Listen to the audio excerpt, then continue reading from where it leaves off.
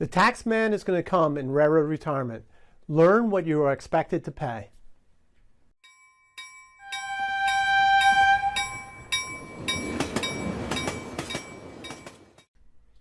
Welcome everyone to another edition of the Highball Advisors Railroad Retirement Whiteboard.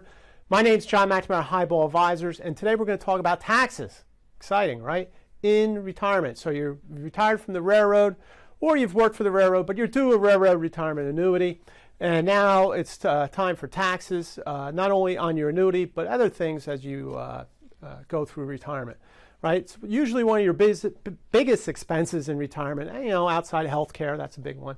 So I want to go through this here. So we'll start over here on my right is the railroad retirement annuity. All right, so this gets a little tricky. It's kind of two parts. So you have Social Security rules for part of it, and the other part you have what they call non-Social Security, NSSEB. But basically, it's just ordinary income. So for you railroaders that could retire at 60 with full retirement benefits, from 60 to 62, that Tier 1 portion gets taxed as ordinary income, okay? Then at 62, you fall into Social Security rules, okay? And how that's going to work is they're going to take your modified adjusted gross income, which is basically your adjusted gross income less your tax-exempt interest income. Then plus 50% of your Tier 1, okay? They're going to add that up and see where that is. And if it's under $32,000, right, the whole year, with everything, it's under $32,000, there's no taxes, okay? However, if it's between 32 and 44, they're going to tax 50% of it. So they're going to take 50% of that amount and then, put the ordinary income rate on that. And then 44,000 up, 85% of that can be taxed, okay? So it's important to get your modified adjusted gross income if you want to do this math at home. So the important part is there is taxations, here's the levels, and here's what you want to think about it, all right? Now on your Tier 2 portion, right, which is significant for a lot of railroaders, that's get taxed as ordinary income. They treat it as pension income, so that's going to get taxed there. All right, now as we move along here, right, where else are we getting retirement income from? Is maybe 401ks and IRAs, right? You've been doing some retirement planning all these years. So when you withdraw the money out, it gets taxed at ordinary income, all right? So maybe some people might say, well, I don't really need to withdraw anything from my 401k. I'll just leave it in there. Doesn't work that way, right? The government gave you a tax-deferred they never taxed it when it went in. Now they want their money. So they'll come with what they call required minimum distribution, otherwise known as an RMD.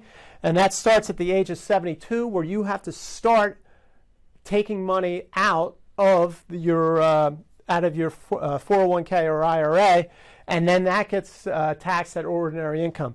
There's certain amounts that you have to take out every year. There's a formula for it.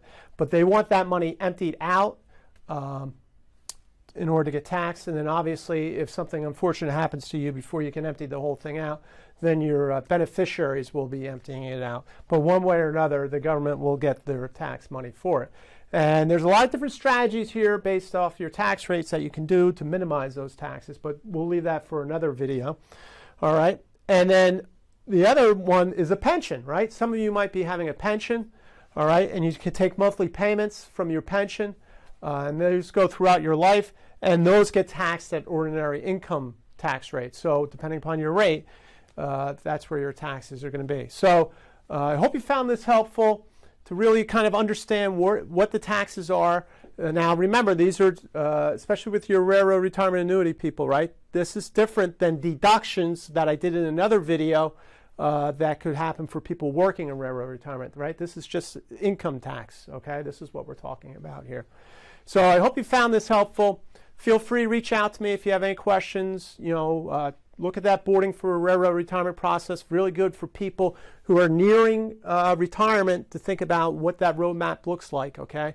I think you'll get that very beneficial process there. As always, please subscribe to my YouTube channel down in the lower right-hand corner of your screen. Click on that. Channel's growing great, so that's good to see. And then click on the bell for notifications. All right, everyone, until the next video, please, everyone, stay safe, stay on track, and take care. So long, everybody.